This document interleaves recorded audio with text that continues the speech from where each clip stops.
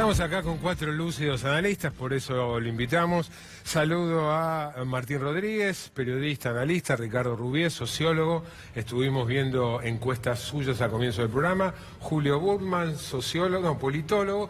Y Ignacio Ramírez, sociólogo. A los 4, gracias por venir. En el corte estábamos charlando con José. ¿Con qué empezamos? ¿Cómo los aprovechamos? ¿Qué jugo le sacamos? ¿Hablamos de aborto o hablamos de, por ejemplo, lo que tratamos en la mesa anterior, el futuro del peronismo? Y empecemos por aborto. Yo planteaba al comienzo del programa, no encuentro antecedentes de un gobierno que impulse algo, ¿no?, como un debate, tratamiento del Congreso, de un proyecto tan sensible como la despenalización del aborto, con el que no está de acuerdo. ¿Qué análisis político, qué análisis social hacen ustedes de esto que supongo que como a todos nosotros los debe haber sorprendido? Yo creo que uno lo primero que puede apelar en forma muy directa es decir, bueno, se utiliza un camino distractivo, teniendo en cuenta que la imagen del gobierno, del presidente, viene cayendo desde diciembre, ha caído unos cuantos puntos, y uno dice, bueno, encontró un elemento de ganar tiempo, ¿no? Ahora, por otro lado, a mí no me satisface totalmente esa explicación, porque al mismo tiempo no puedo desconocer que hay una corriente, por otro lado, sobre todo de mujeres organizadas, que vienen planteando este tema y han hecho algunos actos bastante numerosos. Y ahí estamos viendo en pantalla, ¿no? Claro. Alguna de las movilizaciones. Y hay legisladores... Se viene la del 8M. Y hay legisladores de diversos partidos, inclusive del partido de Cambiemos, porque este es un tema que corta, es transversal. Digamos, corta al peronismo, corta a los radicales, corta a Cambiemos. Pero en ese sentido, digamos, aplaca un poco la hipótesis de que solamente es distractivo para decir que hay una concurrencia de factores que por un lado al gobierno creo que le conviene y por otro lado me parece que responde a una necesidad de años ya de poder debatir este tema. ¿Algún otro elemento que hayan visto alguno de ustedes? Yo creo que todo gobierno en la Argentina de los tipos movimiento, digamos, el alfonsinismo, el kirchnerismo, tuvieron su momento liberal, ¿no? El divorcio para Alfonsín, el matrimonio igualitario para los Kirchner. Este es un tema, como decía Ricardo, que no pertenece a nadie, el tema del aborto. Se me ocurre ahora la eliminación del servicio militar obligatorio, claro, con Menem. Sí. También, en otro contexto, este tema no es un tema que haya traído nadie de la política al recinto, es un tema del movimiento feminista que, como se decía acá, es de lo más fuerte que hay en Argentina contemporánea. Y yo creo que, aun cuando muchos en Cambiemos y en particular en el PRO estén en contra del aborto, si Macri lo pone sobre la mesa y se aprueba, va a ser el factotum de la aprobación. Por lo tanto, el costo político es muy bajo. Agrego 13 ingredientes. La política como combustible tiene convicciones, no hay que caer en una mirada cínica, pero también lectura pragmática de los climas culturales. Me parece que la clase política argentina está leyendo con realismo que hay una transformación cultural en marcha, y digamos, hay una hipótesis compartida. En algún momento, dentro de no tanto tiempo, el aborto va a ser despenalizado. Entonces hay una oportunidad. Me parece que Cambiemos coquetea con incorporar o anexar algún ingrediente de innovación cultural que formaba parte de la marca Cambiemos y quedó bastante desdibujada en este primer periodo de gobierno, que tuvo un sesgo más bien conservador. Entonces me parece que retoma alguna clase de promesa ideológica incumplida por Cambiemos. Y me parece que hay otro elemento, que es que esto aparece como rupturista. Me parece que esta decisión, algo paradójica del gobierno, de provocar este debate y al mismo tiempo pronunciarse en contra, tiene una historia de decisiones de cierta audacia política de Cambiemos. Se dice de Cambiemos, el peronismo dice, hay que imitar su manera de comunicar. Me parece que Cambiemos comunica con bastante torpeza, al menos durante estos 2 años.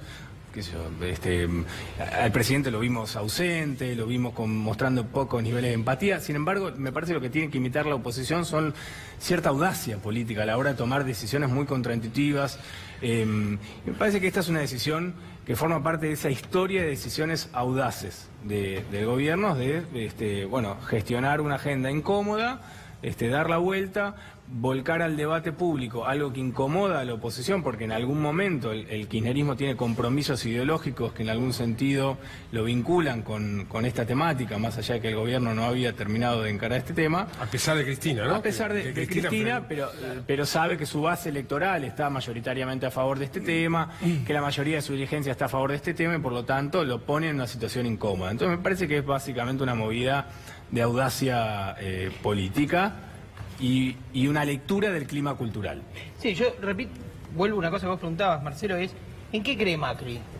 ¿No? Si al final no creerá en esto y tampoco creerá en otras cosas, uno puede evaluar que parte de la agenda de su gobierno y las políticas que tiene, tal vez la sostiene contra natura de lo que sería su deseo, ¿no? Su convicción, ¿no? Se va acomodando. El oportunismo para mí es el motor de la historia, o sea, y la idea de suponer, bueno, traen esto para tapar aquello, yo creo que en el siglo XXI no funciona así. Lo único que pensaría son dos cosas.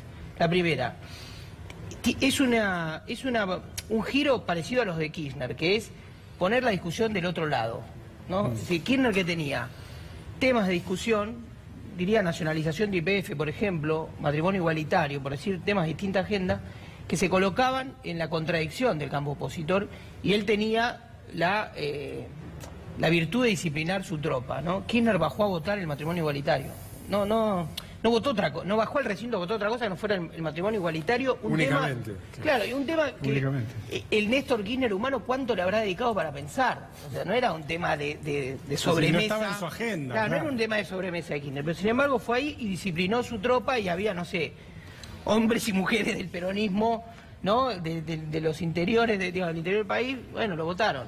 Ahora, esa era una virtud que tenía acompañada a colocar la discusión en el otro lado, ¿no? Carrió, que no sabía qué decir o qué votar, o otros algunas cosas que votó Ernesto Sáenz, radicales que votaban a favor, digamos, haciendo honor a una tradición liberal. Entonces, esa era discusión transversal y disciplina partidaria, podía ser la fórmula que tenía Néstor. Yo no sé si Macri puede hacer la misma. Y diría más, hay un tuit muy piola de Pablo Gershunov que dice: si para salir de un tema te metes en otro, está bien. El problema es que te metas en ese otro tema y lo puedas resolver, ¿no? No sea cosa que para entrar en un tema, o sea, para salir de un tema podría ser la lectura más o menos maquiavélica que hacemos todos, que decimos, claro, después de la marcha de Moyano meten el tema de aborto, bueno, a ver si no se meten de nuevo en otro problema. Yo tengo una pregunta, no sé, para alguno de ustedes, que es también para salir un poco del peronismo que hablamos tanto en el programa, que es, ¿ustedes creen que esta decisión de poner el tema, de abrir la discusión sobre el aborto, reafirma algo que, como decía Nacho hace un rato, estaba un poco corrido, que es que el gobierno tiene un alma conservadora, pero también tiene un alma liberal, no neoliberal, sino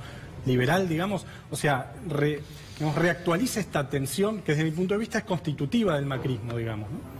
Sí. Bueno, sí. Hay un momento en el cual el peronismo tiene como grandes figuras a personas que son claramente adversas a esto. Sí. Cristina lo dijo claramente, el presidente del partido Gioja encabezó en San Juan la marcha contra el matrimonio igualitario, iba él adelante junto con el obispo de San Juan. El Papa Francisco, obviamente, que es referente para muchos peronistas, obviamente ya sabemos lo que opina de esto. Y si bien en el macrismo vimos que hay muchos que se manifestaron en contra, no estaba tampoco en la cabeza de ellos estar en contra de este tema. Es decir, son como nuevos participantes de este debate. Nunca habían hablado demasiado, no forman parte de la agenda del PRO. Por lo tanto, creo que algo de eso hay, ¿no? Hay una oportunidad de quedar en la vanguardia y me parece que hay muchos en Cambiemos que están muy contentos con estar hoy parados en esta posición, ¿no? Por eso decíamos, el costo es muy bajo, ¿no? Sí, yo creo que, por eso a veces cuando menciono y cuando hablo de Cambiemos, lo califico como neoconservador, pero pongo la expresión neo. O sea, yo creo que hay elementos de modernización y actualización de lo que son las nuevas derechas en el mundo. Y que el PRO en ese sentido, y ahí diferencio el PRO de Cambiemos, el PRO en ese sentido se inscribe dentro de esta nueva tradición que se está generando de una derecha multicultural y una derecha mucho más flexible en materia, sobre todo en estas cuestiones que tienen que ver con la ética social o con la moral social y demás, dejando de lado lo que fue el conservadorismo más tradicional, la UCD en la Argentina, Alzogaray, digamos, dejándolo de lado y en una visión mucho más moderna, ¿no? Y más actualizada. Le agregaría una cosa, en Europa no toda la derecha está en contra del aborto. tenemos una idea ahí un poco siglo XX de que hay un alineamiento izquierda-derecha alrededor del aborto, pero en Europa, inclusive Marine Le Pen está por el aborto. Sí. Hay 2019 con chance para el peronismo, un poco retomando la mesa anterior. Hay 2019, la consigna parece ahora, los 33 estamos bien, los mineros de Chile, ¿no? Sí. Tiene algo, yo diría, no depende de la capacidad solamente de unidad de los políticos peronistas. O sea, me da la sensación de que el peronismo, algunas cosas se dijeron acá, algunas cosas dijo José, el peronismo sale siempre si hay alguien, si hay un político que tiene la virtud de pescar un poco, diría, clima de época, signo de los tiempos. No quiere decir oportunista, no estoy diciendo exactamente eso. Quiero decir, alguien que puede ligar la estructura del peronismo con un nuevo tiempo. Es algo que hizo Menem, hizo Duhalde un poquito menos, hizo Kirchner mucho también, ¿no? Como Menem, es decir, ligó a un nuevo tiempo.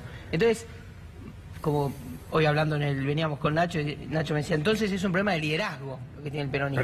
Es más un problema de liderazgo. Es decir, si hay en el peronismo un líder, y por supuesto necesita cortar la discusión interna, entre otras cosas porque hay que leer el peronismo debería leer la sociedad, debería leer lo que pasa en la sociedad, debería leer que existe un mandato en las elecciones que lo vinculan a ser oposición, pero también debería entender que existe un voto en contra, que ya es mayoritario, que es repetitivo, es decir, que viene repitiéndose, que es en la provincia de Buenos Aires, ¿no? Uno diría el peronismo es bonaerense y luego existe, y en la provincia de Buenos Aires le están dando una señal. Perdió 3 elecciones seguidas. Algo están diciendo, o sea, alguien tiene que leer lo que está diciendo una parte de la sociedad al peronismo y de algún modo desafiliarse de las lecturas autocomplacientes o endogámicas en las que suele caer el peronismo para explicarse. No, ese es el proceso que debería hacer. Una última, está dirigido a Nacho, que de los 4 me parece es el más orientado al tema de comunicación. ¿Cómo lees este fenómeno inducido, espontáneo? Vaya uno a saber, no sé qué opinas vos, en las canchas de fútbol, recitales, subte, los cantitos contra Macri. ¿Qué lees de eso? Primero una hipótesis, que es un fenómeno que inquieta más a Macri que las reuniones en la UMED, digamos, ¿no? ¿Por qué? No lo digo con ironía, sino que me parece que lo inquieta. Todo el tema viral, digamos, en esta industria, digamos, esta comunicación política tan manufacturada que practica con habilidad. Cambiemos, bueno, está la fantasía omnipotente de que pueden gestionar lo viral. El contagio lo gestionan. Bueno, acá aparece lo viral en el sentido original del siglo XIX, con un contagio desde abajo, con un contagio no gobernado, no conducido. Entonces me parece que eso inquieta y se da un segundo elemento. Cada gobierno tiene un territorio como propio. El kirchnerismo lo ponía nervioso, se sentía desafiado, intrusado frente a las movilizaciones callejeras masivas. Bueno, exactamente.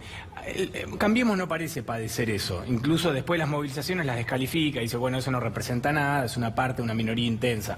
Sin embargo, parte de su identidad está apoyada en el hábitat fútbol, donde construye un poco esa identidad popular despolitizada. Y por otra parte, las pocas credenciales que Mauricio Macri, populares, que maneja más o menos con alguna clase de naturalidad, pertenecen al lenguaje del fútbol. Entonces, me parece que terminar configurándose como un actor político visitante en ese ecosistema es algo que los amenaza seriamente. A los 4 muchas gracias. No, gracias. Gracias. Espero la hayan disfrutado, que se hayan quedado pensando. Quédense en la programación de C5N con el No Te Duermas. Nosotros nos encontramos otra vez el lunes próximo, poquitito pasado de las 10 de la noche. Chau.